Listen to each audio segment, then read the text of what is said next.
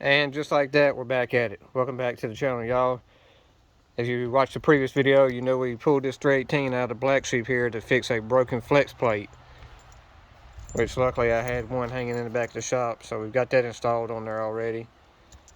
While we had it out, went ahead and pulled the intake to check out the cam and lifters, make sure everything in there was looking pretty good. No issues there. Still very clean inside, which I didn't expect anything otherwise. It's only got like 600 miles on it, so we're gonna get it cleaned up here. I know this is kind of a boring and tedious job, y'all, but I got a little tip for you. If you're doing this outside the vehicle, it's probably a little bit easier like this. But what I like to do is I like to grab a couple of these microfiber towels, and when I'm scraping these old gaskets off, I just kind of fold them up and lay them right here on top. These things are so prickly that pretty much anything sticks to them. So I just carefully go along and scrape this gasket one little section at a time, and most of it comes off in big chunks. You can go ahead and just throw it to the side, but the little fine particles, they end up sticking to that rag. That way you don't drop them down inside the engine. So that's just a little quick tip for you. I mean, you went this far keeping it clean, you might as well continue the process. So I'm going to finish scraping these off. I'm going to do the intake gaskets, and then we'll move on to the next step. I do the same way with the valley, y'all. I just lay a couple rags inside the valley. The main thing is you want to keep trash off of your cam and lifters.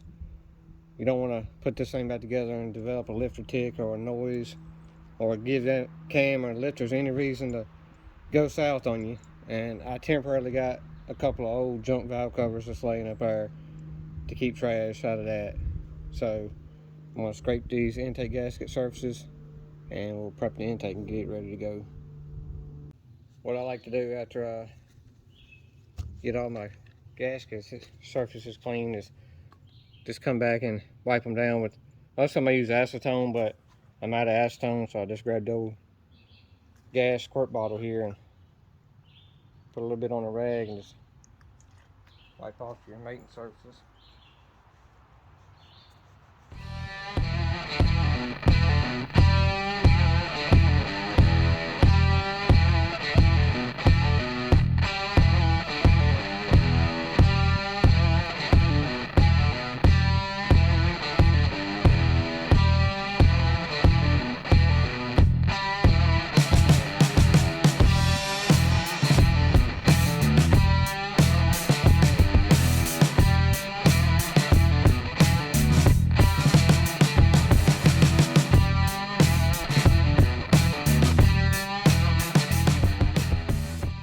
I apologize, y'all. It is taking me absolutely way too long to finish this video between the rain and other daily chores around here. Had to do service on the daily driver, and my allergies kicking my ass.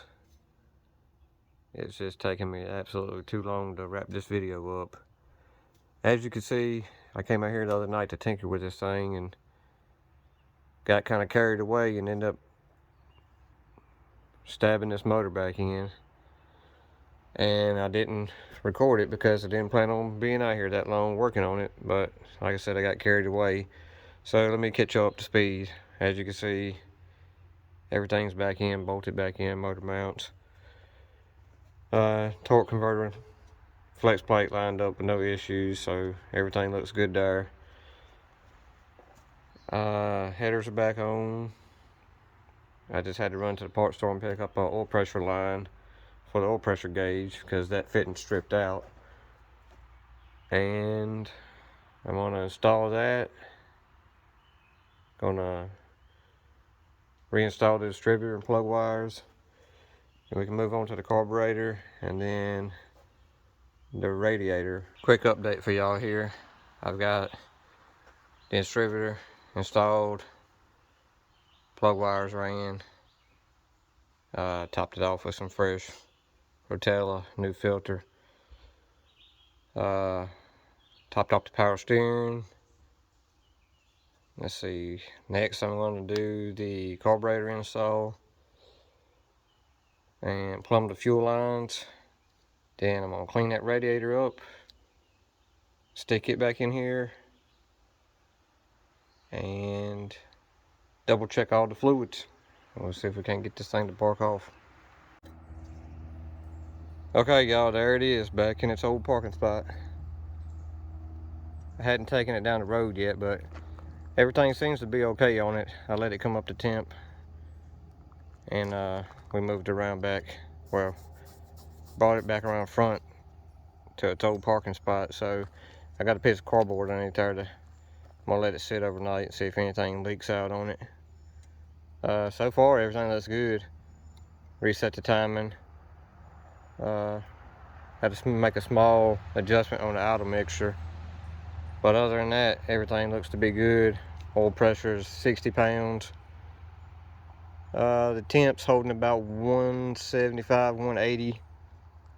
So everything looks good there. Let me crank it up and let y'all hear what it sounds like. Hopefully y'all can stay right here. I'm gonna try to crank this thing up and let you hear it run.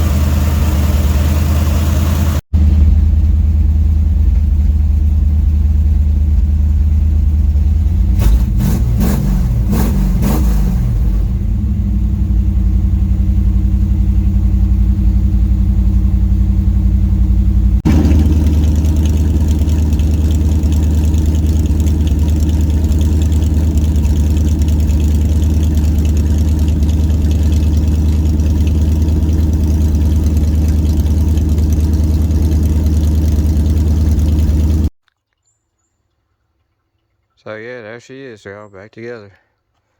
I might have to make some fine adjustments on the carburetor, but once I get some gas for it, we'll take it down the road and see how she does. But we appreciate y'all for watching. We'll see y'all in the next one.